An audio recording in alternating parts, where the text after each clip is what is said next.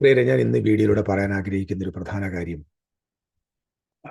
How to walk in the spirit. What is the meaning of walking in the flesh? അതായത് ജഡത്തിൽ നടക്കുക, ജഡപ്രകാരം ചിന്തിക്കുക, ജഡത്തെ അനുസരിച്ച് നടക്കുക എന്ന് പറയുന്ന കുറെ പദപ്രയോഗങ്ങൾ നമുക്ക് അപ്പോസ്തലനായ പൗലോസിന്റെ ലേഖനങ്ങളിൽ കാണാൻ പറ്റും. അതിനെക്കുറിച്ചുള്ള ഒരു വിശദീകരണം തരാനാണ് ഞാൻ ഈ വീഡിയോയിൽ വന്നത്. നിങ്ങൾക്ക് ദൈവവചനം മനസ്സിലാക്കാൻ ആഗ്രഹമുണ്ടെങ്കിൽ കേൾക്കാം. പിന്നെ ഒരു പ്രധാന കാര്യം ഇടയ്ക്ക് വെച്ച് പറയാം. നമ്മുടെ വീഡിയോസ് കാണുന്ന പല ആളുകളും അനുഗ്രഹിക്കപ്പെട്ട അവർക്ക് വന്ന വലിയ ചേഞ്ചസ് എന്നോട് പറയാറുണ്ട്. അതേസമയം തന്നെ വളരെ നെഗറ്റീവായിട്ട് പറയാറുണ്ട്. ഇത് രണ്ടിനെയും ഞാൻ അക്സെപ്റ്റ് ചെയ്യുന്നു. അതായത് നിങ്ങൾ ദുരുപദേശമാണ് എന്നോട് പറഞ്ഞു, എനിക്ക് പ്രശ്നമില്ല. പ്രത്യേകിച്ച് പെന്തിക്കോസിലെ ഒരു സഹോദരൻ, ഒരു പാസ്റ്ററോ, ഒരു നേതാവോ, ജോൺ ലോറൻസ് എന്ന് പറയുന്ന ആൾ ദുരുപദേശകനാണെന്ന് പറഞ്ഞാൽ ഞാനത് 100% രണ്ട് കൈ നീട്ടി സ്വീകരിക്കും. കാരണം I know what is the credibility on that statement. I know it. അതുകൊണ്ട് എനിക്കതൊരു പ്രശ്നമല്ല. പ്രത്യേകിച്ച് പെന്തിക്കോസ് ദുരുപദേശം എന്ന് പറയുന്നതിനകത്ത് എനിക്ക് പ്രത്യേകിച്ച് ഒന്നും തോന്നാറില്ല. കാരണം ഐ ഡോണ്ട് കെയർ. പക്ഷേ ഇപ്പോൾ അവരുടെ വലിയൊരു വേറൊരു പ്രധാന വിഷയം വന്നിരിക്കുന്നത്, ഇപ്പോൾ എൻ്റെ ജീവിതത്തിലും എൻ്റെ ഫാമിലിയിലും ഒക്കെ കുറേ പ്രശ്നം ഉണ്ടായിട്ടുണ്ട്. എൻ്റെ വ്യക്തിപരമായ ജീവിതത്തിലൊക്കെ ഒത്തിരി പ്രശ്നം ഉണ്ടായിട്ട്. അപ്പം ഇവരുടെയൊക്കെ വർത്താനം അനുസരിച്ച് ഈ ലോകത്തെ ഏറ്റവും കൂടുതൽ ആദ്യത്തെ സംഭവം എനിക്കാണ് സംഭവിച്ചത്, ഞാനാണെന്ന് വേണ്ട, അങ്ങനൊന്നും പറയണ്ട. ഞാൻ 35 വർഷത്തെ അനുഭവസ്ഥനാണ് പെന്തക്കോസിൽ. എനിക്കതിനകത്ത് A to Z കാര്യങ്ങളും അറിയാം. ഞാൻ ഓരോന്ന് പറയാൻ തുടങ്ങിയാൽ നാണക്കേടാ. നമ്മുടെ സ്വന്തം പല്ല് കുത്തി നാറ്റുന്നത് എല്ലാവരുടെയും ജീവിതത്തിൽ സംഭവിക്കുന്നതുള്ള തെറ്റുകളും കുറ്റങ്ങളൊക്കെ എൻ്റെ ജീവിതത്തിലും വന്നിട്ടുണ്ട്. അതുകൊണ്ട് ഒരു ഉപദേശങ്ങൾ സംസാരിക്കുമ്പോൾ ആ ഉപദേശത്തിനെ വേദവസ്തും വെച്ച് കണ്ണിക്കാൻ കഴിവില്ലാതെ വരുമ്പോൾ കൂകി തോൽപ്പിക്കുക, ചാണാമരി എറിയുക, ചെളിവാരി എറിയുക, പിന്നെ വ്യക്തിഹത്യ ചെയ്യുന്നുള്ള ഒരു വൃത്തികെട്ട നയമുണ്ട്.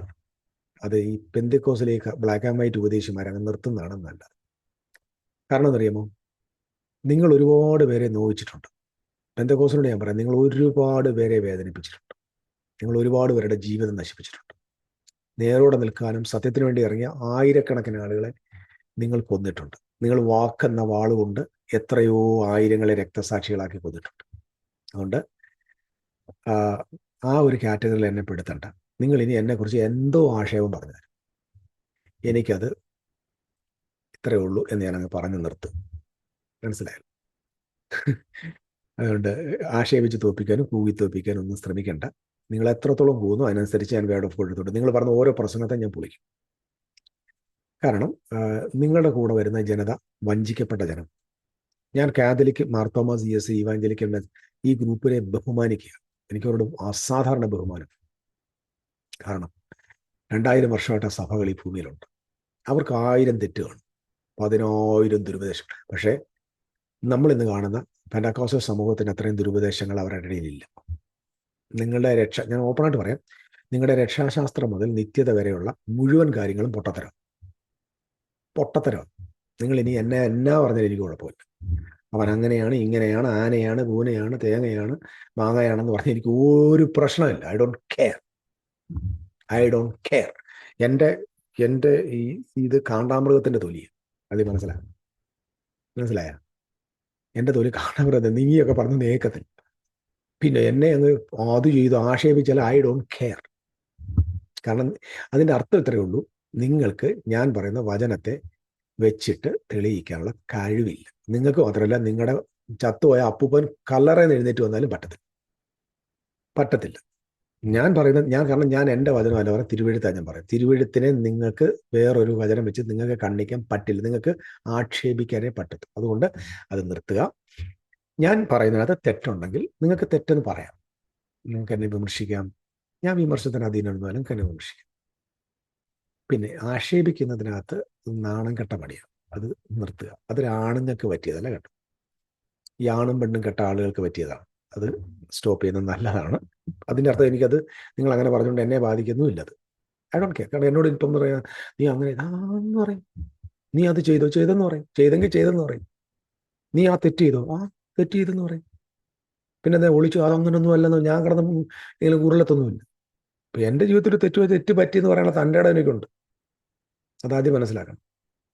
കാരണം ഞാൻ നിങ്ങളുടെ ആരുടെയും ഏച്ചിൽ നിന്നല്ല ജീവിക്കുന്നത്. ഞാൻ എൻ്റെ സ്വർഗത്തിലെ അപ്പൻ്റെ കൃപയിലാണ് ജീവിക്കുന്നത്. എന്നെ വിളിച്ചവൻ ഒരാളുണ്ട്. Is my provider. ഓക്കെ. അതുകൊണ്ട് ഞാൻ പറയുന്ന കാര്യങ്ങൾ അങ്ങനെയാണോ എന്ന് നിങ്ങൾ നോക്കുക. ഞാൻ ഇത്രയും പറഞ്ഞാൽ ആർക്കെങ്കിലും വേദന വന്നെങ്കിൽ ക്ഷമിക്കുക, എൻ്റെ കൂട്ടു സഹോദരങ്ങൾക്ക് ക്ഷമിക്കുക.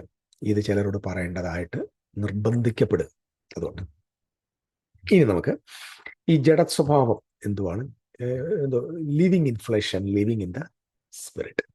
ഇത് നോർമലി ഇവരെ എല്ലാവരും പഠിപ്പിക്കുന്നത്. കഴിഞ്ഞ ദിവസം ഞാൻ ബാംഗ്ലൂർ എനിക്ക് അറിയപ്പെടുന്ന ഒരു ദിവസം, പുള്ളി ബൈബിൾ സ്റ്റഡിയൊക്കെ നടത്തുന്ന ഒരാളും, പുള്ളിക്കാരൻ എൻ്റെ ഒരു വീഡിയോയിൽ ഇങ്ങനെ പറഞ്ഞുകൊണ്ടിരിക്കുക, നിങ്ങൾ ജഡത്തെ അനുസരിച്ച് നടക്കുന്നുവെങ്കിൽ മരിക്കും. എന്നിട്ട് പുള്ളി പറയാം, ഇത് നിങ്ങൾക്കറിയാമോ, ഇത് ക്രിസ്ത്യാനികളോടാണ് സംസാരിക്കുന്നത്, ദൈവമക്കളോടാണ് സംസാരിക്കുന്നത്. പൗലോസ് ദൈവമക്കളോടാണ് സംസാരിക്കുന്നത്. നിങ്ങൾ ജഡത്തെ അനുസരിച്ച് നടക്കുന്നുവെങ്കിൽ മരിക്കുന്നിച്ച്. അപ്പം ഇവരെല്ലാവരും വേദ അധ്യാപകർ. ഞാൻ നോട്ട് തിയോളജിക്കൽ സ്റ്റുഡൻറ്റ്. എനിക്കിതുവരെ അതിനുള്ള ഭാഗ്യം കിട്ടിയിട്ടില്ല. എനിക്ക് അങ്ങനെ ഒരു ഭാഗ്യം ഇനി വേണമെന്ന് ആഗ്രഹമില്ല. കാരണം നമുക്ക് സ്വതന്ത്രമായിട്ട് വേദപുസ്തകം പഠിക്കണമെങ്കിൽ നമ്മൾ ആരുടെയും നുഖത്തിൻ്റെ കീഴിൽ പോയിരിക്കാൻ പാടില്ലെന്ന് ഞാൻ വിശ്വസിക്കുന്നതാണ്. പ്രത്യേകിച്ച് ഈ വെസ്റ്റേൺ തിയോളജിക്കകത്തൊക്കെ പോയി കഴിഞ്ഞാൽ നമ്മുടെ ജീവിതം നശിച്ചു. അപ്പം ഇവരെല്ലാവരും വേദാധ്യാപകരും, ധാരാളം ആളുകൾ ഫോളോവേഴ്സ് ഉള്ള, ആയിരക്കണക്കിന് ആളുകൾ ഫോളോ ചെയ്യുന്ന വലിയ അനുഗ്രഹീതരായ ബഹുമാന്യരായ ദൈവദാസന്മാർ. ഞാൻ എല്ലാ ബഹുമാനം, ഞാൻ ഓപ്പൺ പറയാം, എനിക്ക് ദൈവദാസന്മാരുടെ ബഹുമാനം.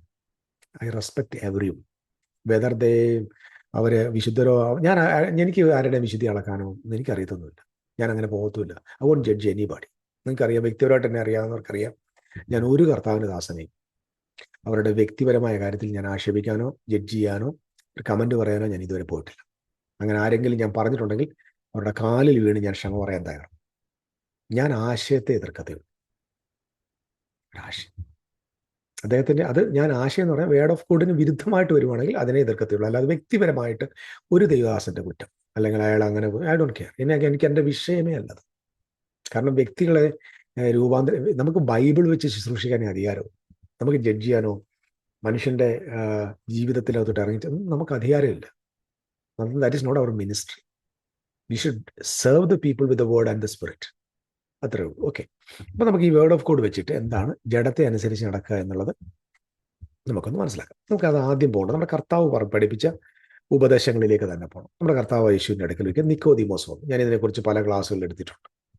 നിക്കോദീമോസ് വന്നിട്ട് യേശുക്രിസ്തുവിനോട് പറയുകയാണ്, കർത്താവ്, നീ സ്വർഗത്തിൽ നിന്ന് ദൈവത്തിൻ്റെ അടുക്കൽ നിന്ന് വന്നിരിക്കുന്നു എന്ന് ഞങ്ങൾ അറിയുന്നുണ്ട്, അല്ലെങ്കിൽ നിനക്ക് ഈ അടയാളം ഒന്നും ചെയ്യാൻ കഴിയത്തില്ലെന്ന് പറയുന്നു. കോൺവെർസേഷൻ തുടരുമ്പോൾ യേശു അവനോട് പറയുകയാണ്, ആമേൻ ഞാൻ നിന്നോട് പറയുന്നു, പുതുതായി ജനിച്ചില്ല എങ്കിൽ ദൈവരാജ്യം കാണുവാൻ ആർക്കും കഴിയില്ലെന്ന് പറയും. പുതുതായി ജനിക്കണം. നിക്കോദീമോസ് അവനോട്, മനുഷ്യൻ വൃദ്ധനായ ശേഷം ജനിക്കുന്നത് എങ്ങനെ? രണ്ടാമത് അമ്മയുടെ ഉദരത്തിൽ കടന്ന് ജനിക്കുമോ? സോ ഈ വേർഡ് ഓഫ് ഗോഡ് പറഞ്ഞപ്പോൾ കർത്താവ് സ്പിരിച്വലി സംസാരിച്ച, പക്ഷേ ഉടനെ നിക്കോദീമോസിന്റെ മനസ്സിൽ വന്നത് നമ്മളിനി അമ്മയുടെ ഉദരത്തിൽ പോയിട്ട് വീണ്ടും വൃദ്ധനായ ശേഷം രണ്ടാമത് ജനിക്കണമെന്നുള്ള സയൻസിലേക്ക് പോയി. പുള്ളി ഗൈനക്കോളജിയിലേക്കാണ് പോയത്. അതിന് യേശു, ആമേൻ ഞാൻ നിന്നോട് പറയുന്നു, വെള്ളത്താലും ആത്മാവിനാലും ജനിച്ചില്ല എങ്കിൽ ദൈവരാജ്യത്തിൽ കടപ്പാൻ ആർക്കും കഴിയുകയില്ല. ജഡത്താൽ ജനിച്ചത് ജഡമാവുന്നു, ആത്മാവിനാൽ ജനിച്ചത് ആത്മാവുന്നു. ഇതാണ് ആദ്യമായിട്ട് ജഡത്തെക്കുറിച്ചും ആത്മാവിനെക്കുറിച്ചും സംഭാഷണം നടത്തിയതും വിവരണം നൽകിയതും നമ്മുടെ കർത്താവായ യേശു ക്രിസ്തുവാണ്. അപ്പൊ ജഡത്തിൽ ജനിച്ചത് ജഡവും ആത്മാവിൽ ജനിച്ചത് ആത്മാവും. ഇതിനെ നോർമലി നമ്മൾ ഇതുവരെ കൊടുത്ത വ്യാഖ്യാനങ്ങൾ, ജഡത്തിൽ ജനിക്കുക എന്ന് പറഞ്ഞാൽ എന്താ? പുരുഷന്റെ ഇഷ്ടത്താലും ജഡത്തിന്റെ ഇഷ്ടത്താലും നമ്മൾ നാച്ചുറലി ഫിസിക്കലി ജനിക്കുക. രണ്ടാമത് പറഞ്ഞ ആത്മാവിൽ ജനിക്കുക എന്ന് പറഞ്ഞാൽ എങ്ങനെ? വീണ്ടും ജനിക്കുക. അപ്പം ക്രിസ്തീയ സഭയെ, പ്രത്യേകിച്ച് നമ്മുടെ പെന്തക്കോസ്റ്റൽസിനകത്ത് ഉള്ള ഒരു പ്രധാന ടീച്ചിങ്സ് വീണ്ടും ജനനം എന്ന ടീച്ചിങ്. അത് അബ്സല്യൂട്ട്ലി നോൺസെൻസ്. ഈ പറയുന്നത് തെറ്റിദ്ധരിക്കില്ല കേട്ടോ. സ്നേഹത്തോട് പറഞ്ഞാൽ ചിലർക്ക് തലേ കയറത്തില്ല. അതുകൊണ്ടാണ് ഞാൻ ഇച്ചിരി കട്ടിയുള്ള വാക്കുകൾ ഉപയോഗിക്കുന്നത്. വീണ്ടും ജനനം എന്ന് പറയുന്നത് ആരോടായി സംഭാഷണം നടത്തിയത്? നിക്കോദീമോസിനോട്. നിക്കോദീമോസ് ആരാ? A ruler among the Jewish community, Israelites. യഹൂദന്റെ ഇടയിലെ ഒരു റൂളർ, ന്യായാധിപനം, അല്ലെങ്കിൽ വേറെ പ്രമാണിയായ ഒരു മനുഷ്യൻ. Is a Bible teacher. He was under the law. അപ്പം ഇദ്ദേഹം ജനിച്ചത് എവിടെയാ?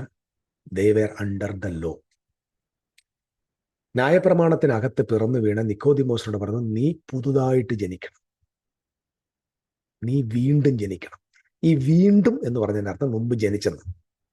അപ്പൊ നമ്മൾ കൊടുക്കുന്ന വ്യാഖ്യാനം എന്ന് പറയുമ്പോൾ നമുക്ക് രണ്ട് ബർത്തുണ്ട്. ഒന്ന് ജഡത്തിൽ ജനിച്ചു, രണ്ട് ആത്മാവിൽ. കാരണം ജഡം ആത്മാവ് എന്ന പദത്തെ തെറ്റായിട്ടാണ് പഠിപ്പിച്ചിരിക്കുന്നത്. ഞാനിത് പറയുന്നത് ആത്മാവുള്ളവൻ ചെവിയുള്ളവൻ കേൾക്കുക. ഞാൻ കുറെ വർഷങ്ങൾ എന്നെ ഇത് പഠിപ്പിച്ചത്. ജഡത്തിൽ നടക്കുന്ന പറഞ്ഞാൽ നമ്മൾ ദേഷ്യപ്പെട്ടോ കോപിച്ചോ ഈർഷ്യയോടോ ഇതൊന്നോ ഇങ്ങനെ കുറെ കാര്യങ്ങൾ അതിൽ ജീവിക്കുന്നതിന് പേരാണ് ജഡത്തിൽ ജീവിക്കുന്നതാണ് നമ്മളെ പഠിപ്പിച്ചു വെച്ചേക്കുന്നത്. പക്ഷെ വേദപുസ്തകത്തിൽ നന്നായി മനസ്സിലാക്കുമ്പോൾ കർത്താവ് പറഞ്ഞു ജഡത്തിൽ ജനിച്ചത് ജഡവും ആത്മാവിൽ ജനിച്ചത് ആത്മാവുമാവുന്നു. എന്താണ് ജഡം, എന്താണ് ആത്മാവ്? ഞാൻ പറഞ്ഞല്ലോ, പൗലോസ് അപ്പോസ്തലൻ റോമാലേഖനത്തിൽ ഇത് കൊടുക്കുമ്പോൾ ഇത് പൗലോസിന്റെ മാത്രമല്ല, യേശുക്രിസ്തുവിൽ നിന്ന് താൻ എടുത്തതാണ്. അപ്പൊ ജഡത്തിൽ നിന്ന് ജനിച്ചതും ജഡവും ആത്മാവിൽ ജനിച്ച് ആത്മാവുമാകുന്നു. നീ പുതുതായി ജനിക്കണം, ഞാൻ നിന്നോട് പറയാൽ ആശ്ചര്യപ്പെടരുത്. അതായത് ആ ഓൾഡ് കവനന്റിൽ പിറന്നവരാണ് ജഡത്തിൽ ജനിച്ചവർ. ഞാൻ ഈ പറഞ്ഞ ശ്രദ്ധിക്കണേ, ദേ ആർ ബോൺ ഇൻ ഫ്ലഷ്. അപ്പൊ ബൈബിളിൽ ന്യൂ ടെസ്റ്റമെന്റിൽ ഫ്ലഷ് ആൻഡ് സ്പിരിറ്റ് എന്ന് പറയുമ്പോൾ ഇറ്റ്സ് ടോക്കിംഗ് അബൌട്ട് 2 കവനൻസ്. ഇത് 2 നിയമങ്ങളാണ്. ഞാൻ ഇത് ഒരെണ്ണം വായിച്ചിട്ട് ഞാൻ തിരിച്ച് അതിലേക്ക് വരുന്നുണ്ട്. അപ്പൊ ഇത് അങ്ങനെയാണോ എന്ന് ചോദിക്കും. അങ്ങനെ തന്നെയാണെന്ന് ബൈബിൾ വെച്ച് നമുക്ക് തെളിയിക്കാം. ഇത് ജോൺ ലോറൻസിന്റെ ഐസിജസിസ് അല്ല, ഇത് ബിബ്ലിക്കൽ എക്സിജസിസ് ആണ്. ഓക്കെ, എക്സിജസിസും ഐസിജസിസ് എന്ന് പറയുന്നത്, exegesis means interpreting Bible with the word. That is analogy of faith. അതാണ് ബൈബിളിന്റെ interpretation. Interpreting word with the word. അല്ലാതെ ഇപ്പൊ നമ്മൾ വെളിപ്പാട് പുസ്തകത്തിന്റെ ഒക്കെ പ്രസംഗം കേൾക്കുന്നുണ്ടല്ലോ, എന്തോ ആളുകളാണ് കാണുന്നത്. 1,00,000 പേര് 2,00,000 പേരൊക്കെ ഇവരുടെ പ്രസംഗം കേൾക്കുന്നത്. പക്ഷേ വ്യാഖ്യാനിക്കാൻ എന്തോന്ന് അറിയാം? Russia, Ukraine, Israel, America, Europe, ഇങ്ങനെ ഇന്റർനെറ്റ് വെച്ചിട്ടാണ് ബൈബിൾ വ്യാഖ്യാനിക്കുന്നത്. It is spiritual nonsense. അത്ര പറയുന്നത്. That preacher, they are not preaching word of God, they are preaching eisegesis. അവരുടെ ഇഷ്ടത്തിനനുസരിച്ച് വ്യാഖ്യാനിക്കും. ഞാൻ അങ്ങനെ ചെയ്യത്തില്ല. ജഡം ആത്മാവ് എന്നാണ് എൻ്റെ യേശു പറഞ്ഞത്. ജഡത്തിൽ ജനിച്ചത് ജഡവും ആത്മാവ് ജനിച്ചത് ആത്മാവാകുന്നു. ശരി, അപ്പൊ ഈ ജഡത്തിൽ ജനിച്ചത് എന്താണ്, ആത്മാവ് ജനിച്ചതെന്ന് മനസ്സിലാക്കാൻ നമുക്ക് വേദപുസ്തകത്തിലേക്ക് തന്നെ പോകണം. ഗലാത്യർക്ക് എഴുതിയ ലേഖനം 4-ാമത്തെ അധ്യായത്തിന്റെ I just want to read from verse 9. ഇപ്പോഴും ദൈവത്തെ അറിഞ്ഞ്, വിശേഷ ദൈവം നിങ്ങളെ അറിഞ്ഞിരിക്കാൻ നിങ്ങൾ പിന്നെയും ബലഹീനവും ദരിദ്രവുമായ ആദ്യപാഠങ്ങളിലേക്ക് തിരിഞ്ഞ് അവർക്ക് പുതുതായി അടിമകളായി അങ്ങനെ ഇച്ഛിക്കരുത്. This is talking about old covenant പോയി ഇനി പിന്നെ അതിനകത്ത് ഇരിക്കരുതെന്ന് ആവശ്യപ്പെടുക. എന്നിട്ട് താഴോട്ട് തന്നെ വന്നിട്ട് കുറെ കാര്യങ്ങളുണ്ട്, നിങ്ങളത് ജസ്റ്റ് വായിച്ചു നോക്കുക. അതിന്റെ 21-ാമത്തെ, ന്യായപ്രമാണത്തിൽ കീഴിരിപ്പാൻ ഇച്ഛിക്കുന്നവരെ നിങ്ങൾ ന്യായപ്രമാണം കേൾക്കുന്നില്ലേ? എന്നോട് പറഞ്ഞു, അബ്രഹാമിന് 2 പുത്രന്മാർ ഉണ്ടായിരുന്നു. ഒരുത്തൻ ദാസി പ്രസവിച്ച മകൻ, ഒരുത്തൻ സ്വതന്ത്ര പ്രസവിച്ചവൻ എന്ന് എഴുതിയിരിക്കുന്നുവല്ലോ. ദാസിയുടെ മകൻ ജഡപ്രകാരവും, ശ്രദ്ധിച്ചു കേൾക്കണേ, ദാസിയുടെ മകൻ ജഡപ്രകാരവും സ്വതന്ത്രയുടെ മകൻ വാക്തത്വത്താലും ജനിച്ചിരിക്കുന്നു. നമുക്കതിനെ വേറൊരു വാക്കി പറഞ്ഞാൽ ആത്മാവിൽ ജനിച്ചിരിക്കും, അല്ലെങ്കിൽ വാക്തത്വത്താൽ ജനിച്ചിരിക്കും. അപ്പം ദാസിയുടെ മകൻ എങ്ങനെ ജനിച്ചു? ജഡപ്രകാരം ജനിച്ചു. What is the meaning of that verse? ഇത് സാദൃശ്യമാകുന്നു. ഈ സ്ത്രീകൾ 2 നിയമങ്ങൾ അത്രേ. ഒന്ന് സീനായി മലയിൽ നിന്നുണ്ടായി അടിമകളെ പ്രസവിക്കുന്നു, അത് ഹാഗർ എന്നത് അറബ് ദേശത്ത് സീനായി മലയെ കുറിക്കുന്നു. അത് ഇപ്പോഴത്തെ യെരുശലേമിൽ ഒക്കുന്നു. അത് തന്റെ മക്കളോടുകൂടെ അടിമയിലല്ലോ ഇരിക്കുന്നത്. മീതെയുള്ള യെരുശലേമോ സ്വതന്ത്രയാകുന്നു, അവളാകുന്നു നമ്മുടെ അമ്മ. താഴോട്ട് വായിക്കുമ്പോൾ, പ്രസവിക്കാത്ത മച്ചിയെ ആനന്ദിക്കാം, നോവ് കിട്ടാത്തവളെ പൊട്ടി ആർക്കുക, ഏകാകിനിയുടെ മക്കൾ ഭർത്താവുള്ളവരുടെ മക്കളെക്കാൾ അധികം എന്ന് എഴുതിയിരിക്കുന്നുവല്ലോ. നാമോ സഹോദരന്മാരെ ഇസഹാക്കിനെ പോലെ വാക്തത്വത്താൽ ജനിച്ച മക്കളാകുന്നു. എന്നാൽ അന്ന് ജഡപ്രകാരം ജനിച്ചവൻ ആത്മപ്രകാരം ജനിച്ചവനെ ഉപദ്രവിച്ചതുപോലെ. അപ്പൊ വാക്തത്വത്താൽ ജനിച്ചു എന്നതിന് മറ്റൊരു പദം എന്താണ്? ആത്മപ്രകാരം ജനിച്ച, ആത്മാവിൽ ജനിച്ചവൻ. അപ്പൊ ജഡത്തിൽ ജനിച്ചവൻ ആത്മാപ്രകാരം ജനിച്ചവനെ ഉപദ്രവിച്ചതുപോലെ എന്ത് കാണുന്നു? തിരുവെഴുത്തോ എന്ത് പറയുന്നു? ദാസിയെയും മകനെയും പുറത്താക്കി കളയുക, ദാസിയുടെ മകൻ സ്വതന്ത്രയുടെ മകനോടുകൂടെ അവകാശിയാകില്ല എന്നിവിടെ എഴുതിയിരിക്കുന്നത്. ഹാഗറിന് ജനിച്ച മകൻ ഇസ്മായേൽ, അതിനെ ബൈബിൾ വിളിക്കുന്നു അവൻ ജഡപ്രകാരം ജനിച്ചു.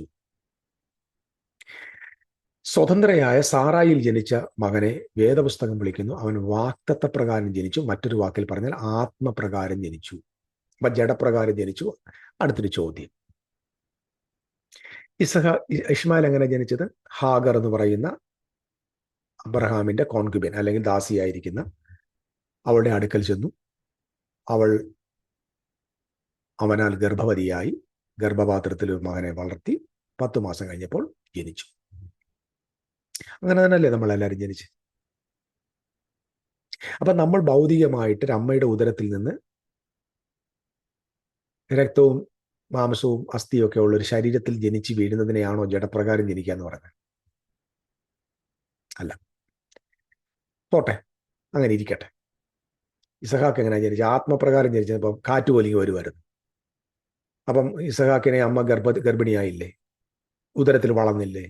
10-ാം മാസം പ്രസവിച്ചില്ലേ?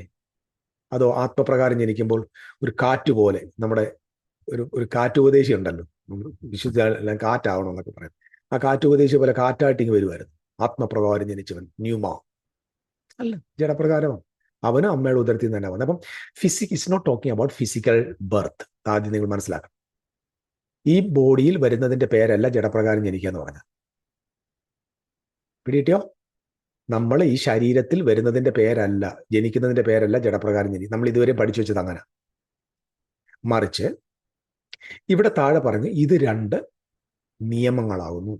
ഒന്ന്, സീനായിൽ മലയിൽ വെച്ച് അടിമകളെ പ്രസവിക്കുന്ന ഇന്നത്തെ അറബി ദേശത്തോടൊക്കുന്ന ഹാഗർ, ന്യായപ്രമാണം. അപ്പൊ ജഡത്തിൽ ജനിക്കുക എന്ന് പറഞ്ഞാൽ ന്യായപ്രമാണത്തിൽ ജനിക്കുക എന്നാണ്. ആത്മാവിൽ ജനിക്കുക എന്ന് പറഞ്ഞാൽ വാക്തത്വ പ്രകാരം അല്ലെങ്കിൽ ന്യൂ കവനന്റിൽ ജനിക്കുക. അപ്പം ന്യായപ്രമാണം എന്ന് പറയുന്നത് ജഡത്തിന്റെ ഉപദേശവും പുതിയ നിയമം എന്ന് പറയുന്നത് ആത്മാവിന്റെ ഉപദേശം. നിങ്ങൾക്ക് മനസ്സിലായോ ഞാൻ പറഞ്ഞു വരുന്നത്? അപ്പൊ ഒരാൾ ജഡത്തിൽ ജനിച്ചു, അല്ലെങ്കിൽ യേശു കർത്താവ് നിക്കോദിമോസ് പറഞ്ഞു ജഡത്തിൽ ജനിച്ചത് ജഡമാകുന്നു, ആത്മാവ് ജനിച്ച ആത്മാവുന്നു. എന്തിനെ കുറിച്ച്? 2 കവനന്റാണ്. 2 കവനന്റ്. നിക്കോദിമോസെ, നീ ജഡത്തിൽ ജനിച്ച ജഡമാണ്, അതുകൊണ്ട് നിനക്ക് ഇനി ഒരു ജനനയുടെ ആവശ്യമുണ്ട്. നീ വാക്തത്വ പ്രകാരം ജനിക്കണം. നിങ്ങൾ നോക്കി, ഇവിടെ പറഞ്ഞിരിക്കുന്ന വാക്ക് ശ്രദ്ധിച്ചു നോക്കി. ഈ സ്ത്രീകൾ 2 നിയമങ്ങളാകുന്നു. ഒന്ന് സീനായി മലയിൽ ഉണ്ടായി. സീനായി മലയിൽ ഉണ്ടായ നിയമം ഏതാ? ഓൾഡ് ടെസ്റ്റമെന്റ് ഉണ്ടായി. അടിമകളെ പ്രസവിക്കുന്നു, അത് ഹാഗർ. ഹാഗർ എന്നത് അറബി ദേശത്തെ സീനായി മലയെ കുറിക്കുന്നു. അത് ഇപ്പോഴത്തെ യെരുശലേമിനോട്, അതായത് അപ്പോസ്തലനായ പൗലോസ് പറയും ഇപ്പോഴുള്ള യെരുശലേം ഉണ്ടല്ലോ, അക്ഷരികമായ ഇസ്രായേൽ നാട്ടിലുള്ള യെരുശലേമിനോട് ഒക്കുന്ന ഏത്? സീനായി മലയും അറബി ദേശവും. എന്തുമായിട്ട് കണക്ട് ചെയ്യുന്നത്? സീനായി, അടിമകളെ പ്രസവിക്കുന്ന സീനായി അറബി ദേശത്തെ കാണിക്കുന്നു. അത് യെരുശലേമിനോട് ഒക്കുന്നു. അത് തൻ്റെ മക്കളോട് കൂടെ അടിമയിലല്ലോ ഇരിക്കുന്നത്. ആരാ? Israel. People under the law in Jerusalem, they are under slavery because they were under the law. അപ്പൊ ജഡപ്രകാരം ജനിക്കുക എന്ന് പറഞ്ഞാൽ ന്യായപ്രമാണത്തിന്റെ കീഴിൽ ജനിക്കുക. ആത്മപ്രകാരം ജനിക്കുക എന്ന് പറഞ്ഞാൽ വാക്തത്വത്താൽ ആത്മാവിൽ പുതുനിയമത്തിന്റെ കീഴിൽ പിറക്കുക. അതുകൊണ്ടാണ് റോമാലേഖനത്തിൽ പൗലോസ് നമ്മൾ ഈ കഴിഞ്ഞ ദിവസം പാസ്റ്റർ പറയാണ്, വിശ്വാസികളെ നിങ്ങൾ ജഡപ്രകാരം ജീവിക്കും, നിങ്ങൾ മരിക്കുക. കാരണം ഈ ജനങ്ങളെ എങ്ങനെയെങ്കിലും പൂട്ടാനുള്ളതുണ്ടോ എന്ന് നമ്മൾ നോക്കും. നമ്മുടെ മുമ്പിൽ വന്നിരിക്കുന്ന ജനത്തെ എങ്ങനെയെങ്കിലും ഇവരുടെ തലയിൽ എന്ത് ചെയ്യണം? മുഖം വെച്ചു കൊടുക്കണം. നമ്മൾ യേശു ക്രിസ്തു പറഞ്ഞ ഒരു വാചകം എൻ്റെ ശ്രദ്ധയിൽ പെട്ടെന്നൊന്ന് വരിക. മത്തായിയുടെ സുവിശേഷത്തിലാണ്, 23-ാമത്തെ അധ്യായത്തില് അവർ പറയുന്നുണ്ട്, നിങ്ങൾ എന്ത് പറയാം,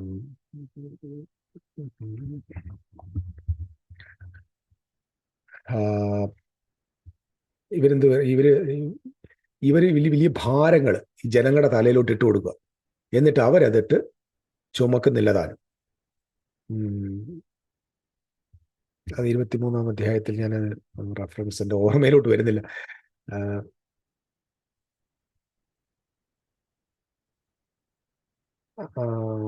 ഞാനൊന്ന് നോക്കിക്കോട്ടെ. കർത്താവേ,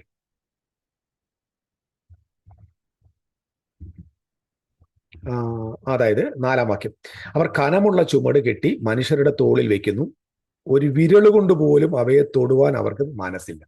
ഞാൻ അതിന്റെ ഒരു വേർഷൻ, ഇവര് കനമുള്ളത് ഇത് തന്നെയാണ്.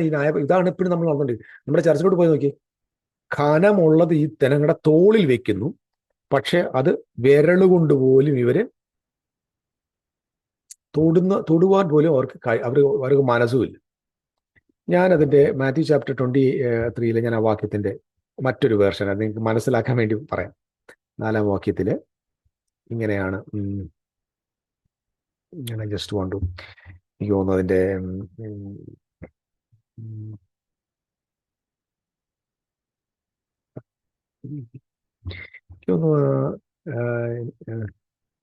മെസ്സേജ് ബൈബിളാന്ന് തോന്നുന്നു. എൻ്റെ ആ മെസ്സേജ് ബൈബിൾ ഇപ്പം എൻ്റെ കയ്യിലുണ്ട്.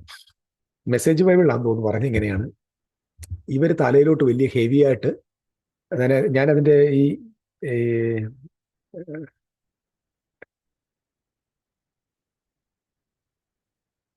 സോറി, ഓക്കെ, മെസ്സേജ് ബൈബിൾ ഇങ്ങനെയാണ് പറയുന്നത്. മെസ്സേജ് ബൈബിൾ ഏതോ ഒരു ട്രാൻസ്ലേഷൻ, അതൊരു പാരഫ്രൈസ്ഡ് പറയുന്നത്, ഈ ഫുഡ് ഉണ്ടല്ലോ, വലിയ വലിയ ആഹാരം, കഴിക്കാനുള്ള ആഹാരം ഇവരെ തലയിൽ കുട്ടുകത്തിനകത്ത് ഇങ്ങനെ തലയിൽ കൊടുക്കും, പക്ഷെ തിന്നാൻ കൊടുക്കത്തില്ല. ബിരിയാണി വേണം എന്ന് പറഞ്ഞുകൊണ്ട് വന്നപ്പോൾ ഇവൻ 200 ബിരിയാണി ഒരു വലിയ കുട്ടകത്തിനകത്താക്കി ഇവന്റെ തലയിൽ വെച്ച് കൊടുത്തു. ഇവൻ സത്യം പറഞ്ഞ ഒരു പ്ലേറ്റ് ബിരിയാണി മതി, തിന്നാൻ കൊടുത്തിട്ടില്ല, തല ചുമക്കാനേ കൊടുത്തു. ഇതാണ് ഇപ്പോഴത്തെ അവസ്ഥ.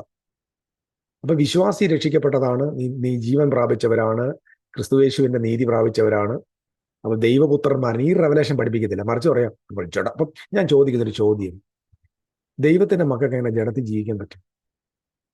പക്ഷെ പെന്തിക്കോസ്തിന്റെ ഉപദേശം അനുസരിച്ച് പറ്റും. നിത്യജീവൻ പ്രാപിച്ചവർക്ക് നശിക്കാൻ പറ്റും, പെന്തക്കോസ്തിന്റെ ഉപദേശത്തിൽ നശിക്കാൻ പറ്റും. കാരണം ഏക്കും പൂക്കും അറിയാതെ കുറെ വാക്യങ്ങൾ വെച്ചിട്ട് ഉണ്ടാക്കി വെച്ചൊരു തട്ടിക്കൂട്ട് കുമ്മളക്കൊട്ടാരമായത്. ഇതൊന്നുമില്ല. എന്നെ കേട്ടോണ്ടിരിക്കുന്ന ഏതെങ്കിലും ഒരു സഹോദരൻ, നിങ്ങൾ പെന്തക്കോസ്തക്കാരനല്ലെങ്കിൽ എൻ്റെ ഹൃദയം തുറന്ന് ഞാൻ പറയാം, ഒരിക്കലും അത് ട്രൈ ചെയ്യരുത്. ഞാൻ ട്രൈ ചെയ്യട്ടെ, നിങ്ങൾ ചതിക്കപ്പെടും. കാരണം ഇതിനകത്ത് ഉപദേശത്തിന്റെ യാഥാർത്ഥ്യവും വ്യക്തതയില്ല. കാരണം ഈ വാക്യങ്ങൾ എന്തിനാന്ന് ഇവർക്കറിയില്ല. ഇപ്പൊ ജഡത്തിൽ ജീവിക്കുക എന്ന് പറഞ്ഞ ഇവരോട് ചോദിച്ചു നോക്ക്, ജഡപ്രകാരം സഞ്ചരിക്കുക എന്ന് പറഞ്ഞാൽ അവർ പറഞ്ഞ ഈ ശരീരം, ഇവർക്ക് എപ്പോഴും പ്രോബ്ലം ഈ ശരീരത്തിനകത്ത് പാവം ഇരിക്കുന്നെന്നാ പറയുന്നത്. കേട്ടിട്ടുണ്ടോ? വലിയ പ്രീച്ചേഴ്സാണ്. ഞാൻ ഈ ഫ്ലഷിനകത്ത് ഭയങ്കര പാവം. അങ്ങനെ അത് യേശു ക്രിസ്തു ഈ ഫ്ലഷിൽ വരേണ്ട ആവശ്യമില്ലല്ലോ. ഈ ഫ്ലഷിനകത്ത് കാര്യമല്ല ഈ പറഞ്ഞു വരുന്നത്. ജഡപ്രകാരം ജനിക്കുക എന്ന് പറഞ്ഞാൽ they are born under the law. അതുകൊണ്ടാണ് ദൈവം നിക്കോദെമോസിനോട് പറഞ്ഞത് നീ വീണ്ടും ജനിക്കണം. അപ്പൊ അടുത്ത ചോദ്യം, ന്യായപ്രമാണത്തിന്റെ കീഴിൽ പിറക്കാത്തവര് എങ്ങനെയാണ്? ന്യായപ്രമാണത്തിന്റെ കീഴിൽ പിറക്കാത്തവർക്ക് വീണ്ടും ജനനം ഇല്ല, അവർക്ക് ജനനമേ ഉള്ളൂ. I am not born again, I am born of God. കാരണം I was not under the law. So എനിക്ക് ഒറ്റ ബർത്തേ ഉള്ളൂ, that is a birth of God, born of God, ദൈവത്താൽ ജനിച്ചവൻ, വീണ്ടും ജനിച്ചവനല്ല. ഞാൻ പറഞ്ഞില്ലേ, യഹൂദന്മാരുടെ ഉപദേശമാണ് നമ്മുടെ ഇടയിൽ പഠിപ്പിക്കുന്നത് മൊത്തം. നമ്മുടെ എല്ലാവരും ഇപ്പൊ ആരെന്നറിയോ? കേരളത്തിലെല്ലാവരും ഒരു എന്ത് പറയുന്നേ, യഹൂദന്മാരാ, മൊത്തം യഹൂദന്മാരാ. പാട്ട് യഹൂദന്മാരുടെ പാട്ട്, ഉപദേശം യഹൂദന്മാരുടെ ഉപദേശം, രീതികൾ യഹൂദന്മാര്, ഇവർ യഹൂദന്മാരാണ്. പക്ഷെ ന്യൂ ടെസ്റ്റ്മെന്റ് അല്ല. അപ്പൊ ആത്മപ്രകാരം, ഞാൻ ഗലാത്യ ലേഖനം 4-ാം അധ്യായത്തിൽ 21-ാം വാക്യം നോക്കിയേ, 2 സ്ത്രീകൾ 2 നിയമങ്ങൾ, ഒന്ന് ജഡപ്രകാരം ജനിച്ചു ദാസി. അപ്പൊ ജഡപ്രകാരം ജനിക്കുന്ന അത് ന്യായപ്രമാണത്തെ കാണിക്കുന്നു. അപ്പൊ ന്യായപ്രമാണത്തിന്റെ കീഴിൽ ജനിക്കുന്നതിന്റെ പേരാണ് ജഡപ്രകാരം. ന്യൂ കവനന്റെ കീഴിൽ സ്വതന്ത്രമായിട്ട് ജനിക്കുന്നതിന്റെ പേരാണ് ആത്മപ്രകാരം. അപ്പൊ ആത്മാവിൽ ജീവിക്കുക എന്ന് പറഞ്ഞാൽ living under the new testament. ജഡപ്രകാരം ജീവിക്കുക എന്ന് പറഞ്ഞാൽ living under the old covenant. നിങ്ങൾക്ക് മനസ്സിലായി ഞാൻ പറഞ്ഞു വരുന്നത്? അല്ലാതെ ഈ നമ്മുടെ വിശ്വാസികളെ നോക്കിയിട്ട്, വിശ്വാസികളുടെ അകത്തുള്ള സിൻഫുൾ നേച്ചേഴ്സ് ഒക്കെ ഉണ്ട് അവർക്ക്. ഒരു കള്ളം പറയും, നുണ പറയും, പല എല്ലാ പാപപ്രവൃത്തികളും എല്ലാവരുടെയും ശരീരത്തിലുള്ള, നമ്മൾ അതിനെ നോക്കിയായിട്ടാണ് ജഡം ജഡം ജഡം ജഡമാണ്. That's not true. The truth എന്ന് പറയുന്നത്, the people those who are under the law, they are in flesh. മറക്കല്ലേ? അതുകൊണ്ടാണ് ജഡരക്തങ്ങൾക്ക് സ്വർഗരാജ്യം അവകാശമാക്കാൻ പറ്റില്ല. What is the meaning of that verse? നമ്മളെല്ലാവരും പഠിപ്പിച്ചിരിക്കുന്നു പറയും. ഞാൻ എപ്പോഴും പറയും, ഈ ബോഡി, നമ്മുടെ ആളുകൾ പറയുന്നത് ഈ ശരീരം പാവത്തുള്ളതാണ്, ഈ ശരീരം പാവളാണ്, ഈ ശരീരം പാവളാണ്. അപ്പോൾ കഴിഞ്ഞ ദിവസം ഒരാൾ പറഞ്ഞിട്ട്, ശരീരത്തിന് വീണ്ടെടുപ്പ് നടക്കുന്നവരേ, ഈ ശരീരത്തിന് വീണ്ടെടുപ്പ് എവിടെ എഴുതിച്ചിരിക്കുന്നു? ഈ ശരീരം വീണ്ടെടുക്കുന്നത്, ഈ body, flesh. It's talking about the old covenant body. നമുക്ക് റോമാലേഖനത്തിലേക്ക് തന്നെ വന്നിട്ട് ഞാൻ വേഗം നിർത്താം. ഇതൊരു വലിയ സബ്ജക്റ്റ്. ഞാൻ പറഞ്ഞാൽ ഞാനിവിടെ കൊണ്ടുവരുന്ന എല്ലാ അരമണിക്കൂർ സബ്ജക്റ്റുകളും വലിയ വിശാലമായ പഠനമാണ്. പക്ഷെ അറ്റ്ലീസ്റ്റ് ഒരു ചെറിയ ഗ്ലിംസ്, എന്താ പറഞ്ഞ ഒരു ഫോർടേസ്റ്റ്, അതൊന്നും നിങ്ങൾക്ക് കിട്ടാൻ വേണ്ടി. ജഡസ്വഭാവമുള്ളവർ ജഡത്തിലുള്ള. ഇപ്പൊ ജഡസ്വഭാവം എന്ന് പറഞ്ഞതിൻ്റെ അർത്ഥം എന്താ? ഞാൻ അതിൻ്റെ ഇംഗ്ലീഷ് നോക്കട്ടെ, എനിക്ക് കുറച്ചും കൂടെ കംഫർട്ടബിളായിട്ട് ചിലപ്പം കുറച്ച് വാക്കുകൾ പെട്ടെന്ന് മനസ്സിലാക്കാൻ പറ്റും നമുക്ക്. 5-ാം വാക്യം, for they are after the flesh. After the flesh എന്ന് പറഞ്ഞാൽ ജഡത്തിന്റെ പുറകെ പോ. Do mind the things of the flesh. ജഡത്തിന്റെ സ്വഭാവമുള്ളവർ, ജഡത്തെക്കുറിച്ച് ചിന്തിക്കുന്നവർ. But they are not after the but they are after the spirit things of the spirit. അപ്പം ജഡത്തിലുള്ളവർ ജഡപ്രകാരമുള്ളതും ആത്മാവുള്ളവർ ആത്മപ്രകാരമുള്ളതും ചിന്തിക്കുന്നത്. എൻ്റെ അർത്ഥം എന്താ? The people those who are under the law, they are thinking about fleshly things. അവർ work oriented. People those who are under the grace or under the new covenant, they are think of, അവരെന്താ ചിന്തിക്കുന്നത്? ആത്മാവിനുള്ളതും ചിന്തിക്കുന്നു. അപ്പൊ new covenant thoughts. പിന്നെ അടുത്ത വാക്യം പറയുന്നത് ജഡത്തിന്റെ ചിന്ത, അതായത് ദ തിങ്സ് അല്ലെങ്കിൽ the thoughts of the flush is death. അപ്പം ജഡത്തിന്റെ ചിന്ത, അതായത് ഓൾഡ് കവനന്റിന്റെ ചിന്ത നമ്മൾ എവിടെ കൊണ്ടെത്തിക്കും? മരണം. അപ്പം ജഡപ്രകാരം ജീവിക്കുന്നവർ മരിക്കുന്ന നിശ്ചയം പറഞ്ഞതിന്റെ അർത്ഥം എന്താ? The people those who are walking according to the law, they will die. Because new old testament is the ministry of death. കല്ലിൽ അക്ഷരമായി കൊത്തിയിരിക്കുന്ന മരണ ശുശ്രൂഷ. അടുത്ത വാക്യം നോക്കി, ആത്മാവിന്റെ ചിന്തയോ ജീവനും സമാധാനം, ലൈഫ് ആൻഡ് പീസ്. അതാണ് ആത്മാവിന്റെ ചിന്ത. ആത്മാവെന്ന് പറഞ്ഞ് ഓർക്കണം, that is old new covenant. അത് മനസ്സിലാക്കാൻ വേണ്ടി ഞാൻ വേറൊരു വാക്യം എടുക്കാം. അപ്പം നമ്മൾ നമ്മുടേതായ രീതിയിൽ പോയാലേ, we need to take the word and word to prove the word. That is exegesis. Okay, Isaiah chapter 52 verse 7. യെശയ്യാവിന്റെ പ്രവചനം 52-ന്റെ 7-ാം വാക്യം. സമാധാനം ഘോഷിച്ച് നന്മയെ സുവിശേഷിക്കുകയും രക്ഷയെ പ്രസിദ്ധമാക്കുകയും സിയോനോട് നിന്റെ ദൈവം വാഴുന്നു എന്ന് പറയുകയും ചെയ്യുന്ന സുവാർത്താ ദൂതന്റെ കാൽ പർവ്വതങ്ങളിന്മേൽ എത്ര മനോഹരം. നിങ്ങൾ കാവൽക്കാരുടെ ശബ്ദം കേട്ടുവോ? അവർ ശബ്ദമുയർത്തി ഒരുപോലെ ഘോഷിച്ചുല്ലസിക്കുന്നു. യഹോവ സിയോനിലേക്ക് മടങ്ങി വരുമ്പോൾ അവർ അഭിമുഖമായി കാണും. തുടക്കം, സമാധാനം ഘോഷിച്ച്, പീസ്. നന്മയെ സുവിശേഷിക്കുന്ന, രക്ഷ ഇസ് അബൌട്ട് ദ ലൈഫ്, പ്രസിദ്ധമാക്കുകയും ചെയ്യുന്നു. അപ്പം ന്യൂ കവനന്റ് ചിന്ത എന്താണ്? Life and peace. സുവാർത്താ ദൂതികൾ സമാധാനം സുവിശേഷിക്കുന്നുണ്ട്. It is about the new covenant. എൻ്റെ പ്രിയപ്പെട്ട സഹോദരങ്ങളെ, എന്നെ കേട്ടുകൊണ്ടിരിക്കുന്ന പെന്തക്കോസ്ത് സഹോദരങ്ങളെ, നിങ്ങളോട് എനിക്ക് ഹൃദയം നിറഞ്ഞ സ്നേഹവും ബഹുമാനം. എല്ലാവരോടും എനിക്ക് ഭയങ്കര ഇഷ്ടമാണ് നിങ്ങൾ. കാരണം നിങ്ങളുടെ കയ്യിൽ ഈ വെളിപ്പാട് കിട്ടിയിരുന്നെങ്കിൽ, അല്ല, പണ്ട് ഞാൻ പലപ്പോഴും പലരോടും പറഞ്ഞിട്ടുണ്ട്, ഈ കുറുക്കൻ, നമ്മുടെ സാംസൺ കുറുക്കന്റെ വാലെ കെട്ടിയിട്ട് കൊണ്ടുവന്ന് ഫെലിസ്തീനയുടെ ഫീൽഡ് കത്തിച്ച പോലെയാ പെന്തക്കോസ്തുകാരൻ്റെ ഈ കറക്റ്റ് വെളിപ്പാട് കിട്ടിയിരുന്നെങ്കിൽ അവന് ഗോസ്പൽ കൊണ്ട് ലോകത്തെ കത്തിക്കായിരുന്നു. പക്ഷെ നിർഭാഗ്യവശാൽ സത്യം മറച്ചു വെച്ച്, സത്യം വെളിപ്പെടുത്താൻ പറ്റാതെ, സത്യം പറയുന്നവരെ ഒതുക്കി അപമാനിച്ച് കൊന്ന് എങ്ങനെയും ഇല്ലാതാക്കാൻ ശ്രമിക്കുന്ന പെന്തക്കോസ്ത് സമൂഹത്തോട് ഞാൻ പറയാം, നിങ്ങൾ സത്യത്തിന്റെ സാക്ഷികളാണ്. കാരണം നിങ്ങൾ വഞ്ചനയിലാണ്, നിങ്ങൾ ചതിയിലാണ്, നിങ്ങൾ ചതിക്കപ്പെട്ടിരിക്കുന്നു.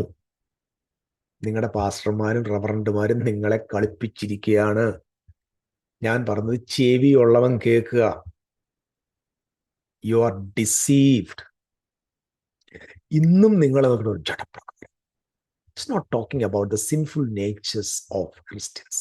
It's talking about the nature of the old covenant and the nature of the new covenant. Praise the Lord.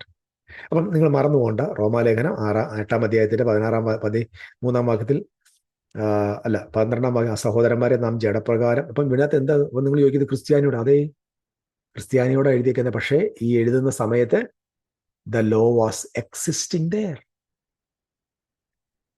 കാരണം this is a transition period. ന്യായപ്രമാണം നീങ്ങിപ്പോയിട്ടില്ല. പൗരോഹിത്യം ഉണ്ട്, ന്യായപ്രമാണം ഉണ്ട്. കാരണം പൂർണ്ണമായിട്ട് നിവൃത്തിയാകുന്നത് വരെ ന്യായപ്രമാണത്തിന്റെ വള്ളിയോ പുള്ളിയോ നീങ്ങിപ്പോകാൻ പറ്റില്ല. സോ പോൾ റോമർക്ക് ഇത് എഴുതുമ്പോൾ the law is there, the grace is there. Old covenant is അവിടെ ഉണ്ട്, new covenant. So old covenant is about to be obsoleted. അതായത് പഴയ നിയമം നീങ്ങിപ്പോകാൻ അടുത്തിരിക്കുന്നു. ന്യൂ കവനന്റ് അതിന്റെ ഫുൾ പ്ലഡ്ജിൽ, അതിന്റെ കൺസ്യൂമേഷൻ സ്റ്റേജിലേക്ക് വന്നുകൊണ്ടിരിക്കുന്നു. സോ ഇൻ ബിറ്റ്വീനിൽ താമസിക്കുന്ന, ട്രാൻസിഷൻ ടൈമിൽ താമസിക്കുന്ന ക്രിസ്ത്യൻസിനോട് പറഞ്ഞ് don't walk according to the law, don't walk according to the law, walk according to the spirit. അതിന്റെ 8-ാം അധ്യായത്തിന്റെ 1-ാം വാക്യം നോക്കിയേ എന്ന് പറയും. അതുകൊണ്ട് കർത്താവായ ക്രിസ്തുയേശുവിലുള്ളവർക്ക് ഒരു ശിക്ഷാവിധി ഇല്ല. ജീവന്റെ ആത്മാവിന്റെ പ്രമാണം എനിക്ക് മരണത്തിന്റെയും പാപത്തിന്റെയും പ്രമാണത്തിൽ നിന്ന് സ്വാതന്ത്ര്യം. ജീവന്റെ ആത്മാവിന്റെ പ്രമാണം ന്യൂ കവനന്റ്, പാപത്തിന്റെയും മരണത്തിന്റെയും പ്രമാണം ഓൾഡ് കവനന്റ്. പാപത്തിന്റെ മരണം എന്ന് പറഞ്ഞാൽ പാപം ചെയ്യുക, മരിക്കുക, ദാറ്റ് ഈസ് ഓൾഡ് കവനന്റ്. ജീവന്റെ പ്രമാണത്തിനകത്ത് പാപമില്ല, മരണമില്ല, ബിക്കോസ് അവിടെ ആത്മാവിന്റെയും ജീവന്റെയും പ്രമാണം. എന്നിട്ട് താഴെ പറയുന്ന വാക്യമുണ്ട്, പാപത്തിന്റെയും പ്രമാണത്തിൽ സ്വാതന്ത്ര്യം വരുത്തി ജഡത്താലുള്ള ബലഹീനത്തിൽ ന്യായപ്രമാണത്തിൽ കഴിയാത്തതിനെ സാധിപ്പാൻ ദൈവം തന്റെ പുത്രനെ പാപജനത്തിന് സാധിക്കും പാപത്തിന് ഭേദം അയച്ചു. പാപത്തിന് ജഡത്തിൽ ശിക്ഷ വിധിച്ചു, ജഡത്തെ അല്ല ആത്മാവിനെ അനുസരിച്ച് നടക്കുന്ന നമ്മിൽ ന്യായപ്രമാണത്തിന്റെ നീതി നിവൃത്തിയാണ് ജഡ സ്വഭാവമുള്ളവർ. അപ്പൊ ജഡത്തെ അല്ല ആത്മാവിനെ അനുസരിച്ച് നടക്കുമെന്ന് പറഞ്ഞാൽ living according to the new testament, old covenant, new covenant അനുസരിച്ച് ജീവിക്കുക, ആത്മാവിൽ ജീവിക്കുക. ഞാൻ ദൈർഘ്യമാക്കുന്നില്ല, പറയുന്നത് ശ്രദ്ധിക്കുക. This is living in the flesh means living under the law. ജഡരക്തങ്ങൾക്ക് ദൈവരാജ്യം അവകാശമാക്കാൻ പറ്റത്തില്ല പറഞ്ഞതിന്റെ അർത്ഥം, ന്യായപ്രമാണത്തിൽ ജീവിക്കുന്നവർക്ക് എവിടെ പോകാൻ പറ്റത്തില്ല? ന്യായപ്രമാണത്തിൽ പിറന്നവർക്ക്, ന്യായപ്രമാണത്തിൽ ജീവിക്കുന്നവർക്ക് ദൈവരാജ്യത്തിൽ കടക്കാൻ പറ്റില്ല. നിക്കോദിമോസോട് പറഞ്ഞു, ജഡത്തിൽ ജനിച്ചത് ജഡം, ആത്മാവിൽ ജനിച്ചത് ആത്മാവ്. It's not talking about the physical death, it's talking about the flesh, it's talking about the covenant. Old covenant is flesh, new covenant is spirit. ആത്മാവ് പറയുന്നത് ചെവിയുള്ളവൻ കേൾക്കുക. God bless you.